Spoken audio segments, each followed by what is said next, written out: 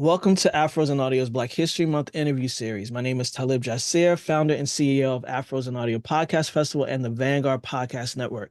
I'm excited to spotlight 29 outstanding indie podcast creatives and professionals who answer the call to be a part of this series. My guest today is Corey Gumbs. Welcome and thank you for being here. How are you? I'm doing great. Thank you for having me here today. All right, I appreciate you being here, man. Well, let's jump in. Could you start by sharing what inspired you to start the Black Podcast Association and its mission in the podcasting landscape? It's a long story, but the short side of it is that in 2019, right before COVID hit, I started my business, the mobile podcast studio out here in New York City. And I was in a lot of Facebook groups, and I just didn't like the way conversations were going between some of our counterparts in this industry and Black voices. And it was just, for me, I kept seeing and hearing a disconnect in the conversations. And I felt that we had to have our own space to have conversations amongst ourselves with people who are in the space to help each other in a language that we understood, in a way that we understood, without all the pushback of what's good content, what's bad content in regards to Black content.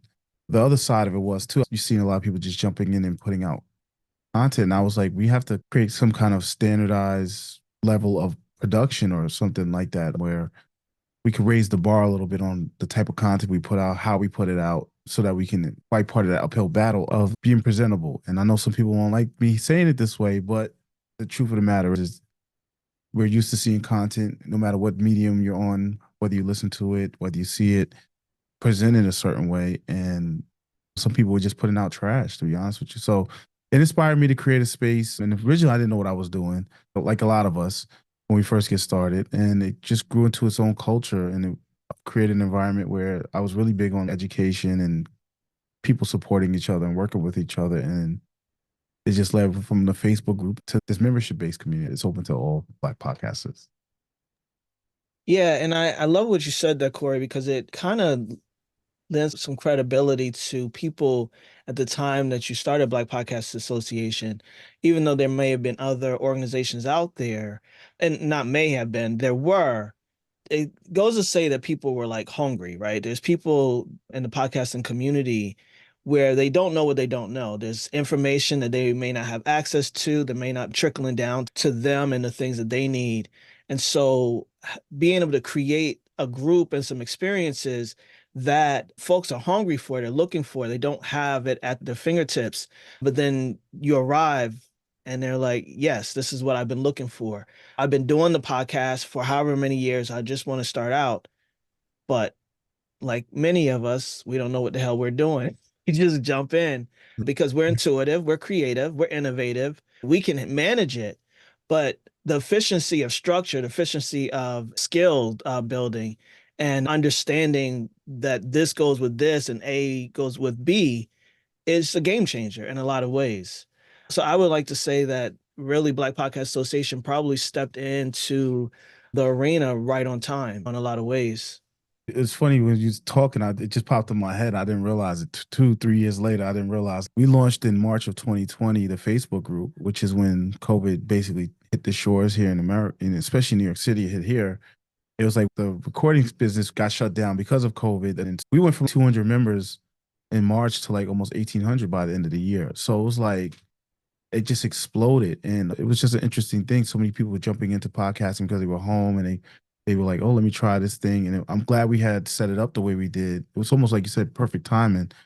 Because one of the problems I saw with a lot of other groups, especially Black groups, was it was also a lot of spamming. So it was like I was really big on education and making sure that we're having real impactful conversations and not just letting people just promote just for the sake of promoting. So I think Yeah, it and also helped to bring the value and create that culture that we now have in our community. absolutely a space for a genuine connection, not just some Right. surface stuff that's not really making the difference in moving the needle for the industry and or for the podcasters that are creating. So yeah, for sure. So with the Black Podcast Association, powered by Afros and Audio, starting on Facebook, as you mentioned, and it's now an exclusive membership-based community for Black podcast creatives and audio professionals. How have you seen it evolve and grow since its inception? Oh man. I've seen it evolve into partnership, collaborative efforts, and the best part, friendships. Seeing members in the community become really good friends. I've been invited to some of our members' events People want me a part of their family events and stuff like that. And in time, it's developed friendships. So I think it's evolved greatly. We've been starting to position ourselves more as thought leaders in this space, showing people that Black content creators in this space are serious about what they do outside of just making money for companies, that they take the work that they do seriously, and that they love podcasting just as much as any other group or person in the industry. But I think for me, the culture that's grown inside the community, it's a true community. It's people of all levels and experiences, all levels of success.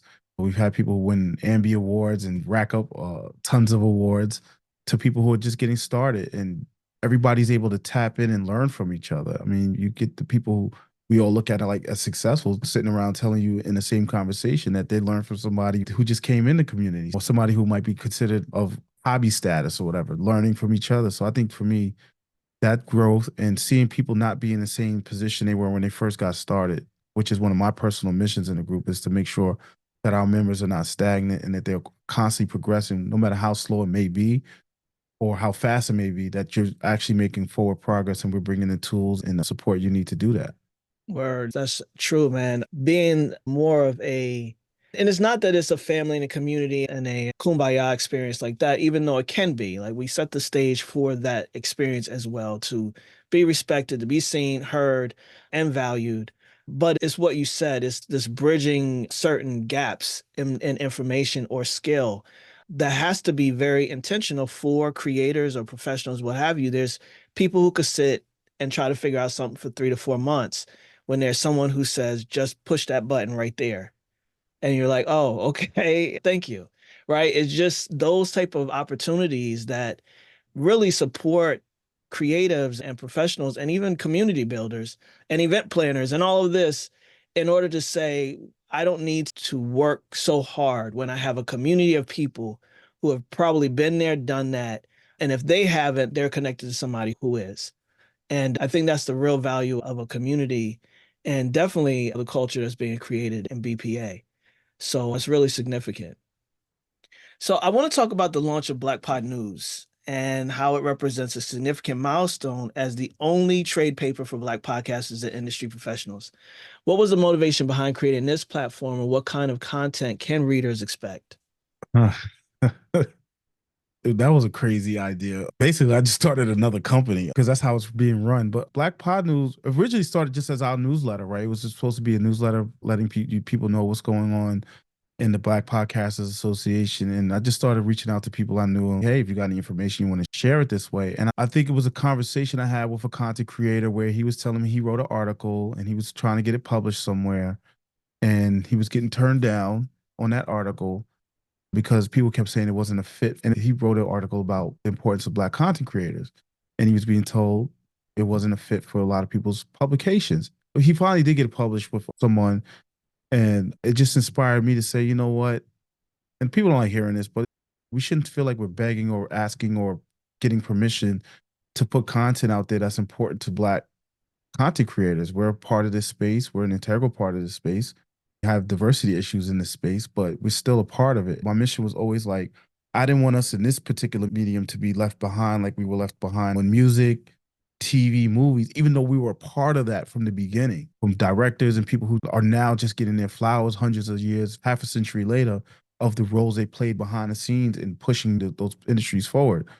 And it was just in the same spirit. I was trying to figure out like what to turn our newsletter into. And it was just like, all right, you know what? We need a trade paper. We need something where we can have a medium for us to promote our own creators, our own content related to us. Now, mind you, some of the stuff that you see in there is industry related because we're a part of an industry. So we should be aware and know these things are going on. But I wanted it to come from Black voices. I also wanted to use it to highlight those people who were meeting behind the scenes that were part of these big projects, these companies, and that had a lot to offer the industry, and give them a voice and a platform to be seen and heard, since it was a struggle to get in other places. So that's how it started, and it's been growing. And shout out to the contributors that have stepped up and volunteered and providing stuff, whether it's weekly, daily, bi-weekly, monthly. I've had people reach out to me and they've come on board and they're just bringing more value to the industry and to our readers. So I have some big plans as well, trying to expand it and grow it. But it was bugging me out too that it was like when I was doing my research, I was like, we don't have any Black industry trade paper that will allow us to communicate amongst ourselves in our own voices and to share information that may be important to us that may not be important to the rest of the industry. Now, I will say this though, I've gotten some feedback as people learn that I'm the one who's running it, that it has turned into something that's not just black orientated. Some people have told me they read it because to help stay connected to that side of the industry, to help them be able to help their clients that come along, to be able to understand the needs and the wants and the viewpoints and the perspectives that we offer. So I decided to call it a trade paper before the entire industry, not just to isolate it into just black content, right? It wanted to be something that's professionally run. We have really great content that the industry as a whole can benefit from. So that's the main goal right now. The main mission is to create something that is not just for black content creators, but for the industry as itself to hopefully at some point learn from and use as predictors and where the industry is going. Yeah, and that way it's really important. And I think it came from an idea and from you just kind of sitting down and being intentional about putting that out into the world. And myself, as well as you, being connected to different podcast creators across the world. I've talked to people who are in Africa and Kenya and in all these different places who are subscribed to Black Pod News in Switzerland and all these places that you're just like it's reaching, it's going where the intention was for it to go and We to got help the people in people. Russia. I was looking at Yeah. the map and I was like, man, I was like, Russia. Like, okay, that's cool. I appreciate that. And I just want to throw out there too, because I know for some people in our community, the term black resonates, and for others, it causes a little rift. And one of the things I'm trying to do, like I've been talking to some of our African counterparts, is bringing like we added the Canadian voices with Shirley Joseph. She took that on. And now I'm trying to get more African voices involved in the process as well, because even though it's Black Pod News, it's about the diaspora, and we all have a role to play in this podcast industry. And it's always been my dream since starting the community is to be a bridge and connect all of those voices so that we can move collectively as a whole and show the industry as a whole that we're not to be played with. Like we have things that contribute. We have voices that should be heard and respected. So that's been the main mission. So this is just another tool on that mission to help bridge those gaps. Yeah, absolutely. Being the global majority of the world, there is opportunity for that in a lot of ways. And especially with this medium, we love this industry. We want it to remain viable. And in order to do that, we've got to increase the voices in the industry and our listeners. We have to create podcast enthusiasts in a lot of ways. And doing that throughout the diaspora is one of our best options in doing that and make sure that our content remains as diverse as we are, because that's the truth of it. So, congratulations on the success of Black Pod News and really moving that forward and sustaining it because I know it's not easy. Just like yourself, and a lot of these are one person operations, and we have teams that are volunteering and people, but they have their own jobs and their own lives and their own podcasts or businesses that they're trying to run. So it's not easy.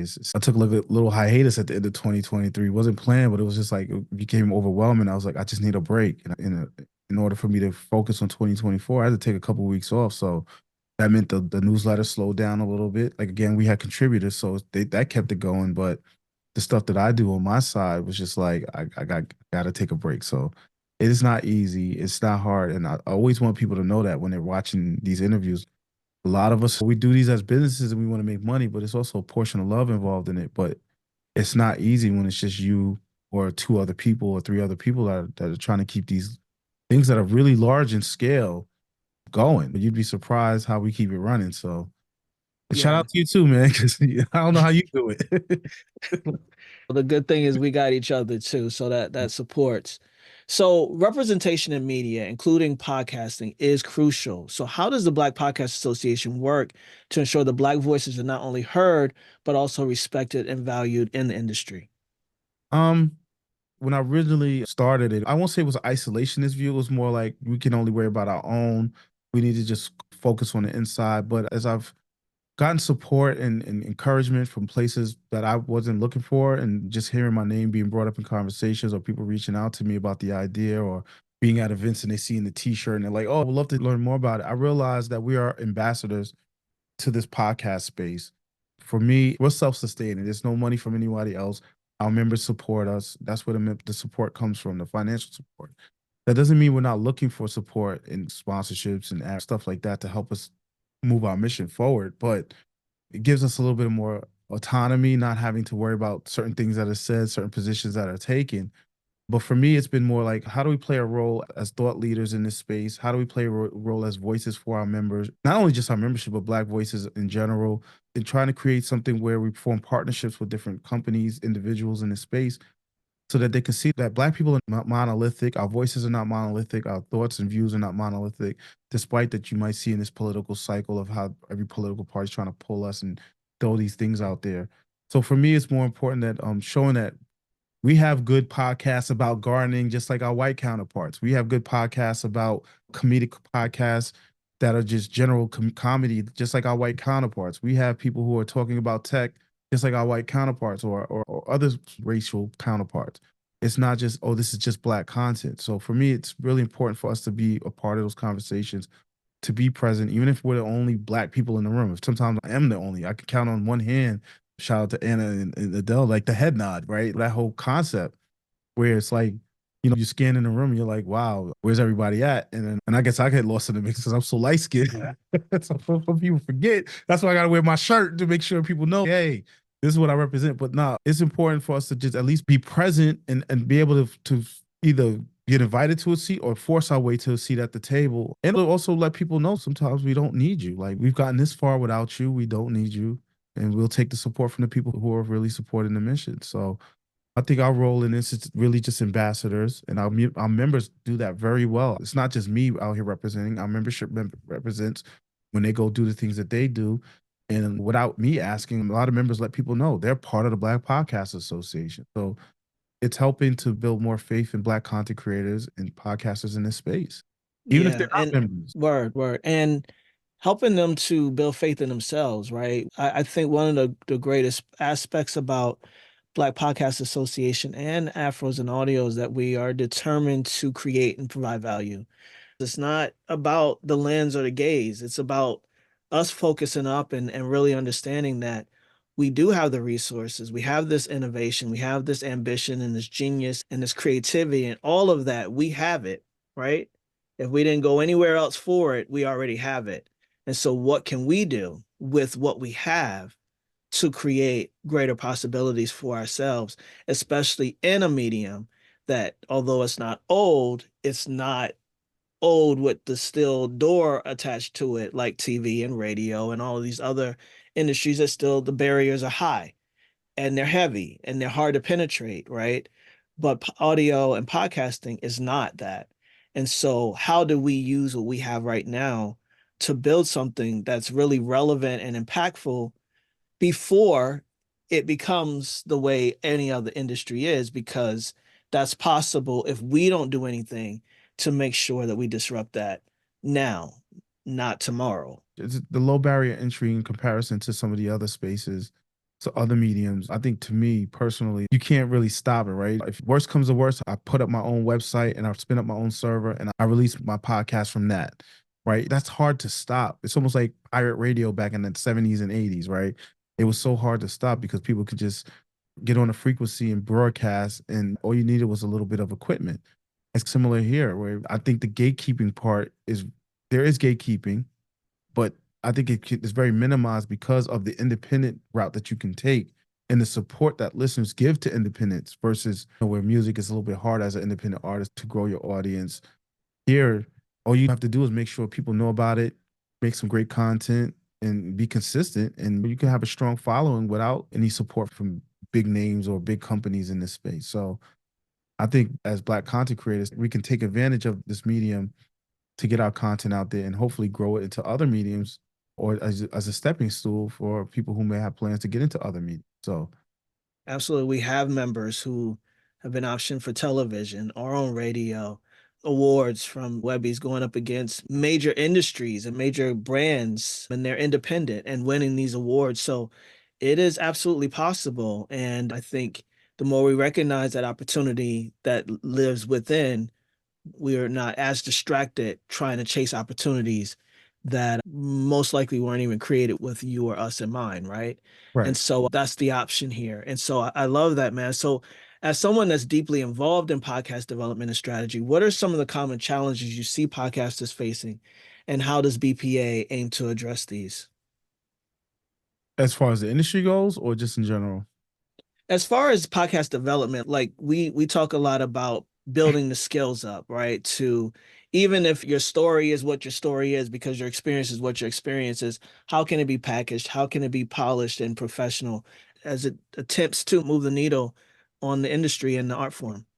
So have you ever heard me talk? You always hear me talk about treating it as a business. I think for me, working with clients and just having conversations with members and stuff, I think podcasters are their biggest obstacle themselves. I think they get in their own way. And I get it. Part of me is I'm a creative as well. I do music and I know what it's like. I sit here, I make a beat and I'm listening to it for hours. And I'm like, yeah, this is a joint. And one of my friends be like, oh, it sounds like this. And you're like, what do you know? Right. You take it personally. I think podcasters getting it. We come up with an idea. We put our blood and sweat and tears into this idea, not realizing that sometimes we have to just put it on the shelf or learn how to pivot or learn how to adjust it because a lot of people, especially when they get come into the space, they don't realize that the podcast is it's their podcast, but it's not for them; it's for their audience. And if nobody's listening, we hear all these things about my podcast is not growing, this, that, and the other. And a lot of times, you're just not talking to the right people, and that means you might need to adjust what you're doing. You might need to rethink what you're doing. You might need to pivot. You might need to scrap it. Not every idea that you think is good is a good idea. I learned that working in tech. You're building a product, so I think sometimes we get in our own way because we take things personal. I'm putting myself into this. And if you want to grow your audience, you have to listen to your audience. Sometimes them not listening to you is them speaking loudly about your content. I think the other part I'm learning with podcasters is the actual investment into what they're doing. That's why I tell people if you're getting into this space, whether you're a hobbyist or you're trying to actually make money in it, you need to treat it as a business. You're building a product and you need to treat it in a such way as a company designs a product. You need to make sure there's a product market fit. You got to need to make sure there's an audience for what you want to do or talk about. If you decide you want to create your own audience, understand the ramifications that come with that, the uphill battle you have to do with building an audience, growing an audience, investing in that audience in the long term. So I think those are the two biggest struggles that I see and they're very indirect. They're not like blatant, right? You hear this just having conversations with people or working with people, and you start seeing the pushback they give when you start saying, "Hey, maybe you need to go this route or go that route, or maybe you need to do this." So what we try to do in the BPA is just try to bring education. We've been bringing people of both in hard skills and soft skills, whether it's about learning how to be a leader or learning how to talk, learning how to build a product or learning how to do this or do that. I try to bring a lot of people, especially Black people I see in the space or professionals in that space, to the BPA to have those conversations, to open up to whether it's a paid or free workshop, um, and utilize those resources to help our members to understand and see things from a different perspective, and to give them an opportunity to ask a professional those questions that they may not be able to ask in any other environment. So that's what I try to do, and those are probably the two biggest things I see right now. It's just the attitude and I want to add too, one of the problematic things I do also see in the podcast space, I think it's responsible of us all as podcasters or professionals in the space, is the public perception of podcasts now, right? I think this is the fastest I've seen any industry go from, oh, it's blowing up to what I call in the hood, like the basketball or rap level, right? Especially when it comes to Black podcasters. And I can tell you this by going on some dates in the past couple of months where women have been like, oh, you do podcasts, and they're like rolling their eyes and they treated me like I'm a 50-year-old rapper, right? Dude is trying to start a rap career at 60. And I think the perception of it is, and this, a lot of it is our own fault, but a lot of it is also just the industry as a whole. And I think we have a responsibility to start really working on bringing podcasting back into a space of it's a viable way of learning information, communicating information, having meaningful discussions, learning new things, experiencing new perspectives and stuff like that. So those are the three things I think are really like a big problem that in the podcast industry right now. Yeah, I respect all of those responses and that insight on it. I think as you were talking, I was considering how marketing is a thing, whether it is a business or a passion project, right? And so having that understanding is something that's important and something that I know BPA really supports in, because a lot of times we stop our work because our friends aren't listening or our families aren't listening or paying attention, but they're not your audience. They really probably never were. You just had an expectation of them that you didn't even let them in on. So they Right. failed you, but Yeah. even though they were supposed to be your number one fans, right? And that is inside of understanding what it means to create something that you intend for public consumption. And that's a skill. That's a muscle that has to be flexed. And you don't know what you don't know, but that's the opportunity, right? Inside of organizations like BPA or Afros and Audio workshops or whatever we do, if there is something being taught, it's being taught because we understand that this is something that is needed for the industry and needed for your own ability to scale up in the space.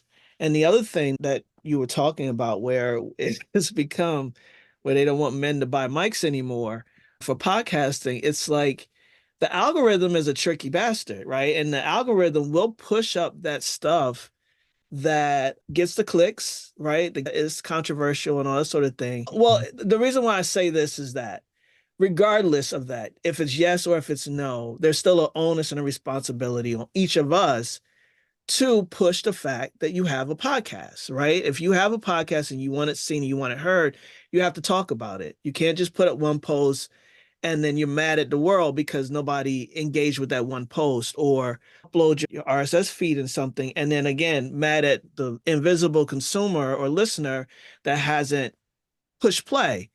It is our responsibility as podcasters in this space and in this medium that is still growing and still scaling to be the biggest ambassadors for it. And that was the point of that. Yeah, the So, algorithm part though, real quick, is it's a reflection of the content you consume. So one of my friends saw one of my Instagram channels and she's it's so ratchet. And I was like, yeah, this is the one everybody sends me all the ratchet videos to. So of course the whole thread is going to be nothing but chaos. So if you're getting a lot of those black men with mics videos coming up where you might not agree with what they're saying, maybe you need to just turn it off or not look at it so that you can clean up your algorithm and then find content that you really want to find from black content creators. So there's a responsibility on us all, and also the listener, right? You can't blame the content that's showing up in your thread, especially when your friends are listening to you. That's why I say yes or no, but that's a whole nother conversation. But I just want to put out there, sometimes you don't even realize the content you're consuming is why the algorithm is putting it in front of you in the first place. So, and if you click on it and you listen to it, that's just confirming with the algorithm what it put in front of you. So there's an active part we have to play in that as well, where we say, I'm not going to open this. I'm not going to even pay it no mind. Somebody tags me and I untag myself on it, stuff like that, so that you can start getting that positive content or that content that you really want to see on your timeline of black content creators that are really doing positive things and good things out there. yeah, respect. Mine is theory. This is the tech guy. Listen to Corey. That's what's up. So, networking and community is central to BPA's mission. Can you discuss how the association fosters connection amongst Black podcast creators and professionals? So to me, as a community leader, as somebody who handles the day-to-day stuff, it's important for me as a community manager, leader, whatever title you want to give yourself, as someone who's leading a group of people. And leading is not always just go do this my way. Sometimes it's just creating an environment to allow people to be who they are. I think the most important part is to pay attention to the conversations. I like to do heat checks. I pay attention to what people are saying.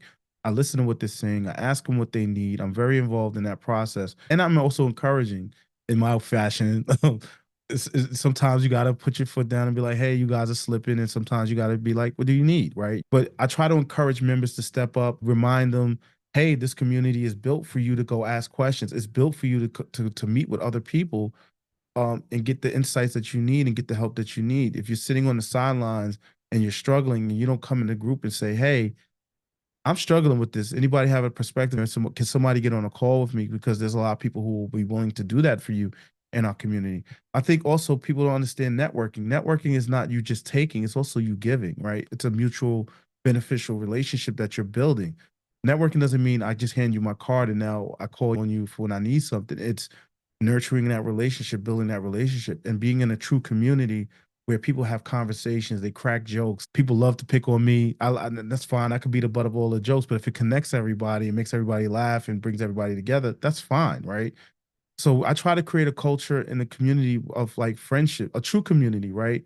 Everybody has something to offer, whether you're new to podcasting, because you have skill sets outside of podcasting that may be able to benefit someone inside the community. So encouraging people to bring those to the table. Always just being receptive to learning and being receptive to listening to others, creating an environment where we do like our periodic events where we just hang out. Like we're gonna do like our summer social, where it's really just a party. Like we talk podcasting, but it's really just for people to come and have a good time. There's no pressure, and in doing so, you build your relationship. So it's like we've encouraging conversation, encouraging people to work together and collaborate, and just keeping and allowing people to be themselves and have conversations as long as it stays within the bounds that doesn't offend our group rules, right? We try to keep things podcasting, your personal beliefs, your political beliefs, your religious beliefs, all that stuff. This is not the place for it. If it's on your show, that's fine. But here in the community, we're about podcasting. And in doing so, I've seen people who I know are highly religious become friends with people who are opposite of their personal beliefs, and they're working together and they're doing all these different things, and it just blossoms. So I think creating an environment where people can be comfortable, be themselves, and don't feel shame to ask questions, don't feel shame to ask for help, and also encourage people to help others when they have the time to, has created this wonderful network of people who just, when they see each other, I would think it was the first Afros audio where we came back in person. It was like, it's that weird awkward moment where you're talking to people and you just meet them for the first time physically, and it's no, it wasn't like that. It's like people just jump right in and was just like, "Hey, what's up?" And it was just like a family reunion. So that's when I knew it was working at the Philly Afros and Audio, when everybody just met up and it was just like everybody just jumped in and was like they've known each other for years physically in person. So I hope that answers the question. But yeah, Yeah, just yeah. It definitely does. I realized that even the partnership that we have together, I think both of us were in the mindset that um we wanted folks to show up for themselves just as much as they show up for each other, right? It's important. And as that as a foundation and a baseline for both of our organizations, and then as a partnership, that was already the intention. So I wouldn't expect anything else to come out of it, to be real with you, because we're both those type of people, community minded people, and wanting it to be real, or I'm good. Like if it ain't real, you can have it. I don't want it. And so with that, I think BPA has definitely attracted those type of members, because there are other organizations and there are people who have not chosen BPA, and we want them to stay exactly where they are. And if they do choose BPA, then they're choosing it because this is what you're going to get over here. So if you want to be isolated and not encourage and support and want to win-win out of the situation, then we're probably not for you. But you get out of anything what you put in. And that's something that I know we both understand very much. yeah, I mean, it's a true sense of community. Everybody has a role to play. Everybody has a something to bring that the whole entire community can benefit from. And if you decide that you want to play the sideline, that's fine. But like you said, you're gonna get out of it what you're gonna get out of it. I like to channel my inner Suge Knight and be like, well, if you don't want to produce a dancing up in your video, come over here, right? This is the place to be, and this is your home. But if you choose to go somewhere else, that's fine as well. This is not for everyone, and that's fine as well. That's cool. And it took me a long time to learn that as a community leader. I used to take that personally, like, why don't you want to be here? And but talking to people who've left and doing exit interviews, you realize it's not that they don't want to be here. Sometimes this life happens. Some people decide to change, to pivot, and they don't want to podcast anymore, or it just wasn't a proper fit for them. And it's okay, well, just can you give me some advice? And I think that's the other part of networking is, if a relationship doesn't go well, what could I've done to do better? And taking that and bringing it to the next time you meet someone, or in the next relationship you try to create and build with someone, so that you can make a positive experience for both sides and mutually beneficial. Has to be mutually beneficial, whether you're running a community or networking. It has to benefit both sides. If it's one sided, it's not going to work. Absolutely. Absolutely. I love that, man. I want you to, because we are still growing, right? This community is not old, but it's not Right. new either, right? There's still room to grow, room to improve. Um, Needs that we have, things that we want to create, right? And so thinking of that right in this moment, what are some of those future goals, projects? We just want to talk about first quarter, second quarter, not 5 years from now, but what are some of the immediate things that we're looking to create with BPA for our members specifically? World domination. Let me stop. So you hear, especially in the Black community, you hear a lot of talk about economics, and you hear talk about just recycling economics.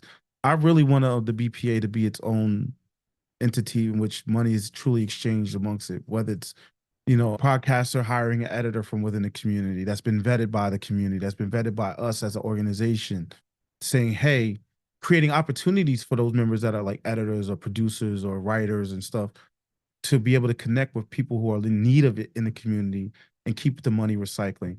One of my goals over the next year or two is to create income for our members. It's more than just you being a member of the organization, but figuring out ways to create income for members so that they can become self-sustainable in this industry, so that at least what they're doing can pay for itself and allow them the opportunity to hire the teams that they need. So providing services like virtual assistant services is on the list. Rolling out our own podcast network so that we can collectively attack advertising dollars, not just from major corporations, but from Black businesses as well, because that's a conversation that doesn't happen, even though the data is there and it shows the connection between a lot of our listeners. Since we're talking about Black podcasters, they have a big Black listenership, and Black businesses, and the connection that's there that seems to be have fallen on deaf ears. So I'm trying to fill that gap, addressing what I call podcast deserts. I live in New York City.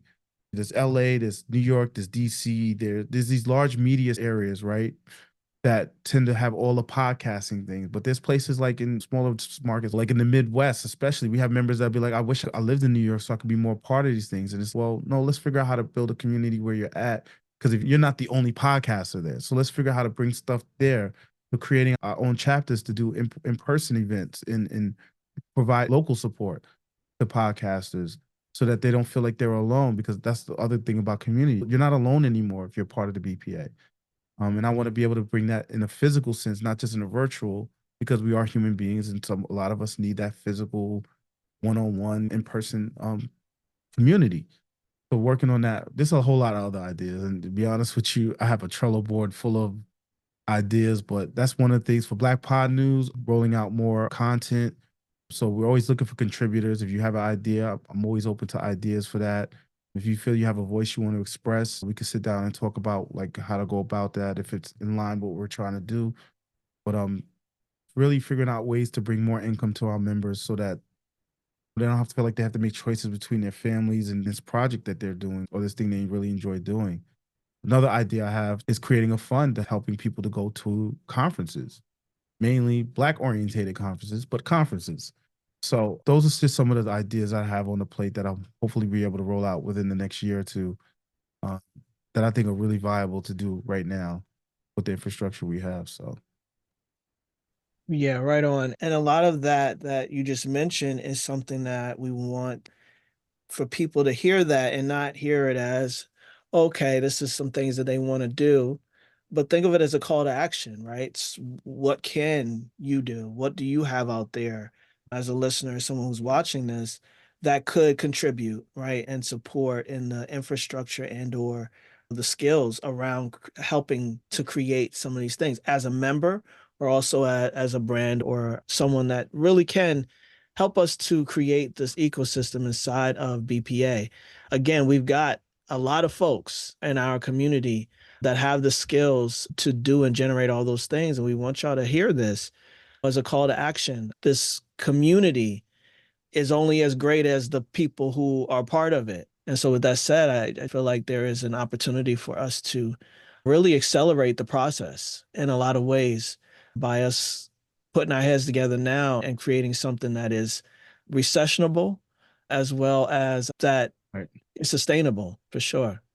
All right. So, the BPA is open for membership and the Black Pod News is open for subscriptions. So, what benefits and opportunities do these offer to our members and subscribers, and how can interested individuals get involved right now? I just talked about the CTA, reaching out to Corey, reaching out to myself, joining the BPA, coming to Afros and Audio. And by the way, BPA, Black Podcast Association members get 35% off every year to be a part of the conference. But how can anybody, from your perspective right now, get involved today? Number one, you could join the Black Podcast Association. And thanks to Hey Ty, we have a promotion going on. So you can go to www.getbpa.com and take advantage of that promotion, which you get your first 60 days free inside the community. In case you don't know, Hey Ty, it's a Black publishing app that brings together all Black publishing, like magazines, news sources together in one app for you to be able to tap into that. Black Pod News is the podcast news on that app. So you can do that. With Black Pod News, you're just going to get insights from Black voices and from a Black perspective about anything from learning how to market, to organize your podcast, any relevant news as a podcaster or a person in this industry that may affect you.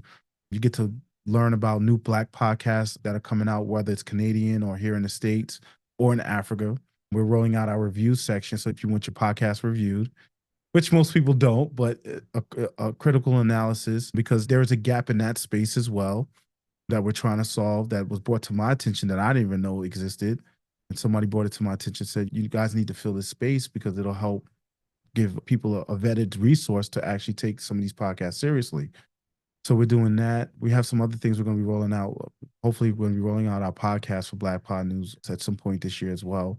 But the benefits of Black Pod News is you get news from a Black perspective, from Black writers, from Black contributors about what they see in this space. And we're going to highlight Black businesses in this space. So we got a lot coming down the pipe with that. But the BPA, you get your Afros and audio discount. You also get discounts or extreme discounts or free access to our workshops that are open to all people. All are welcome, white, Black, Spanish. But as a member, you get free access to that, plus the library of all past workshops that we've done. You get access to members of all experiences and all professional levels that you probably would have to pay for outside of the community.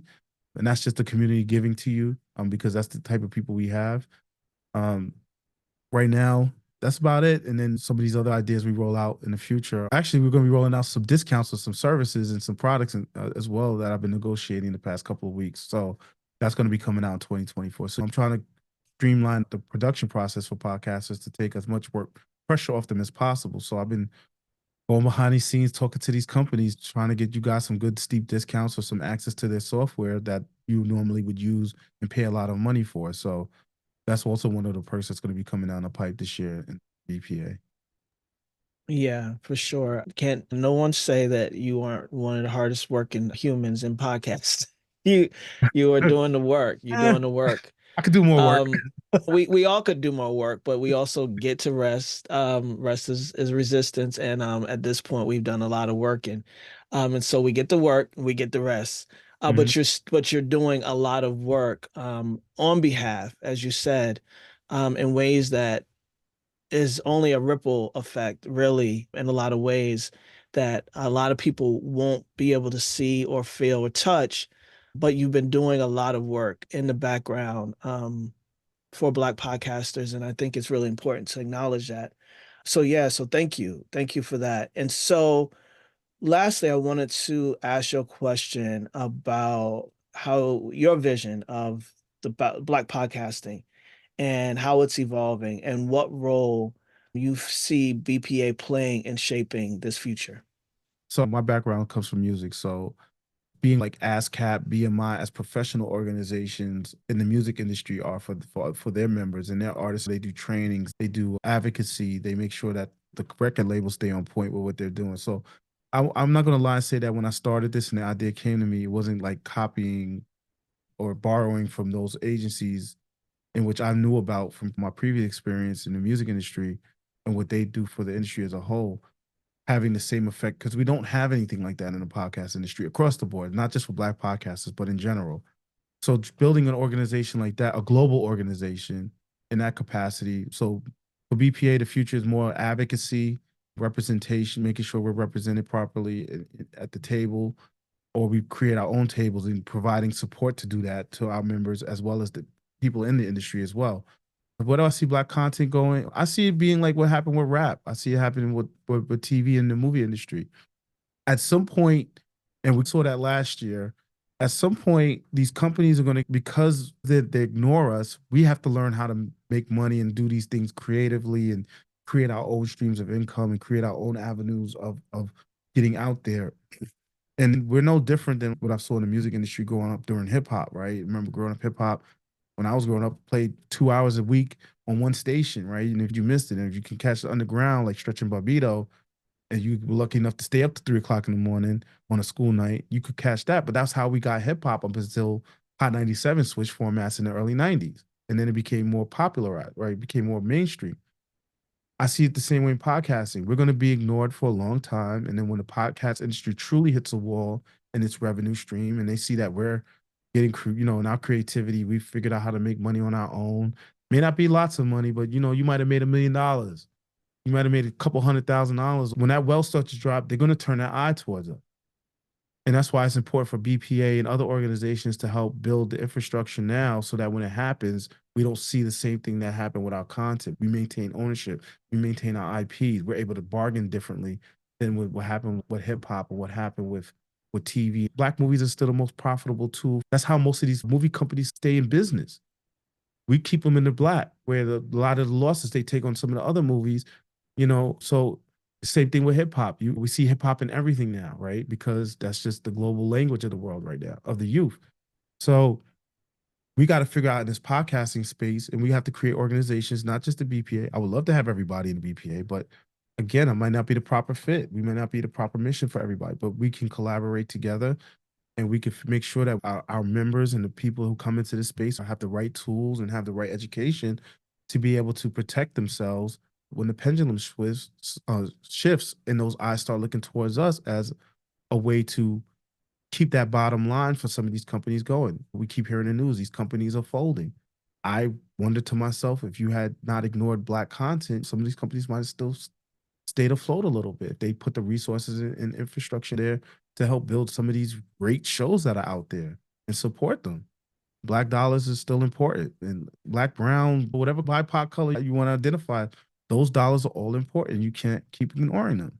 Yeah, mic drop, man. That's real. It's real. And it's something I think both of us, again, and why we chose each other in a way is that, yeah, it's going to come to a point where we have to recognize that we can build our own tables as well as sit at existing ones.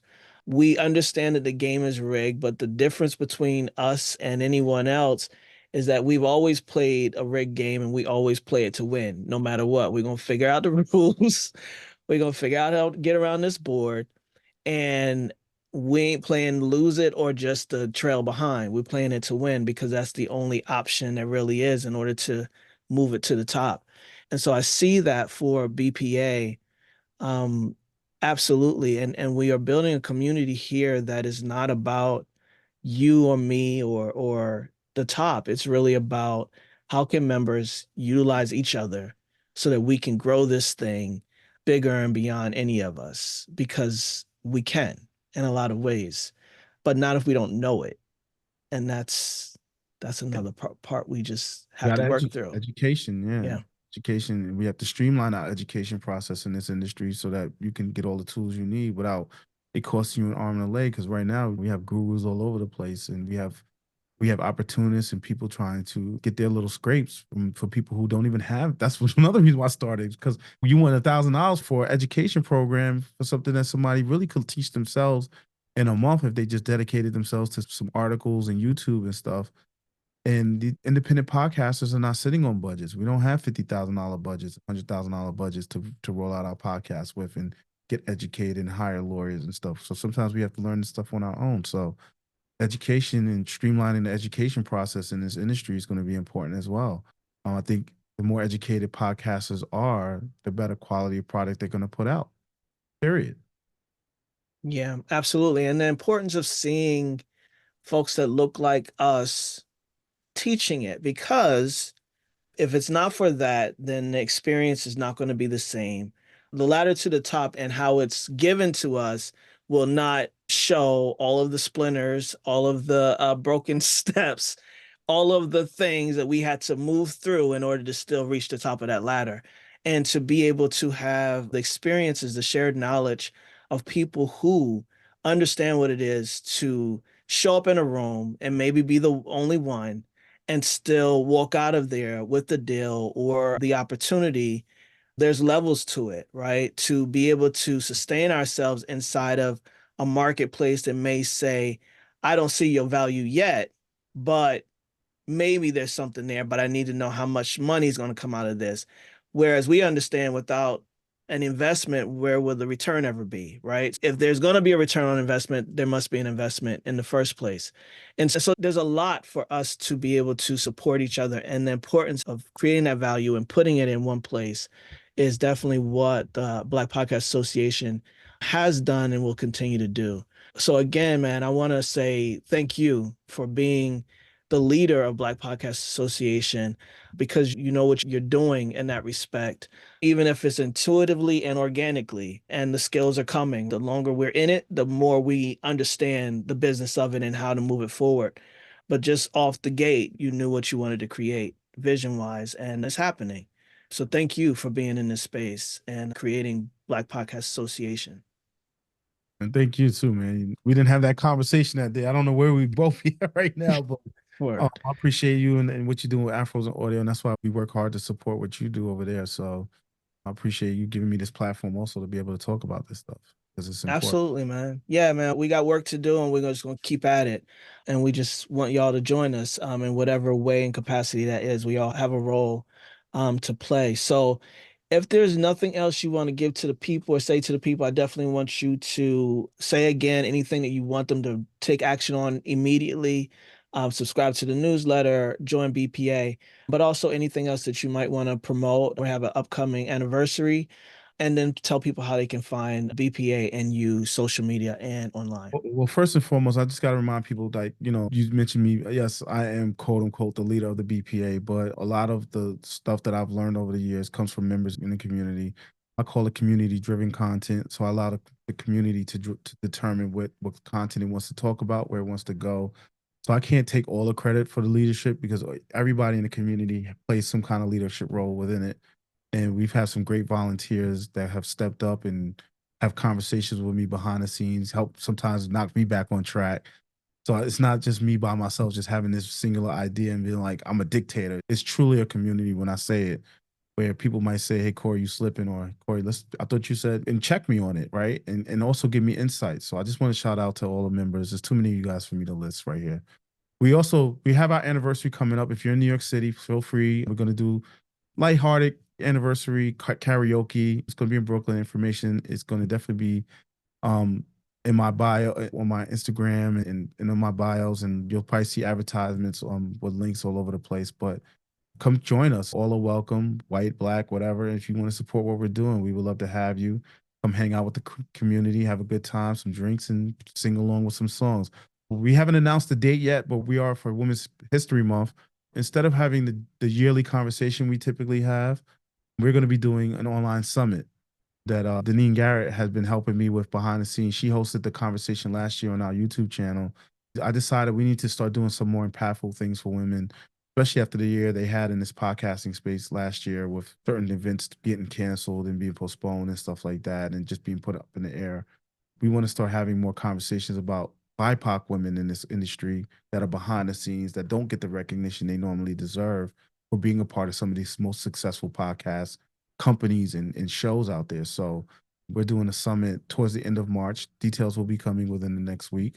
We're just solidifying some confirmations before we start announcing it. So be on the lookout for that. If you want to follow, you can follow us on all social media platforms. I advise you just type in Black Podcasters Association because we have different handles because of the limitations that each platform gives us. But we're on Instagram, the Black Podcasters Association, Facebook, TikTok, LinkedIn. You can find me on LinkedIn, Corey Gumbs. You can also follow me on Instagram, Corey Gumbs. I'm at Corey Gumbs. We're on Threads. And make sure you subscribe to the newsletter. And if you know anybody, if you don't want to subscribe, anybody that might benefit from it, please share it with them. It's blackblkpodnews.com. You can send that to them, check it out, give me some feedback. If you want to contribute, you can also reach out to me. All the information is on there on how to contribute, on how to reach out to us. And I look forward to hearing from you guys. And if you have any suggestions, I'm always open to hearing what you have to say. So shoot me a DM or shoot me a message on whatever platform you find me on. All right, man. Well, I'm gonna close this out.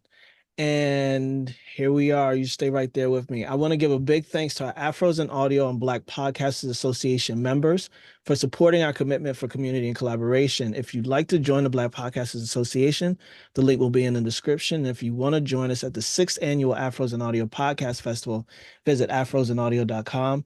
Follow at Afros and Audio on all social media channels, and you can find and follow me at Talib Jasir on Instagram. Thanks again, Corey, for being a part of Afros and Audio's Black History Month interview series. Can I stress something real quick? Please.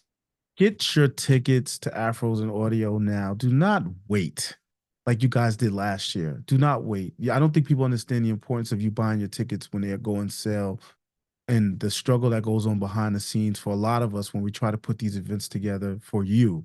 But make sure you get your tickets, right? Don't wait till the last minute. Get your tickets. And if you're a BPA member, get them now. Word. I appreciate that. Right. I gotta stress that, man. You know that shit triggers me, man. Yeah, it triggers me too. I'm starting to get a tick.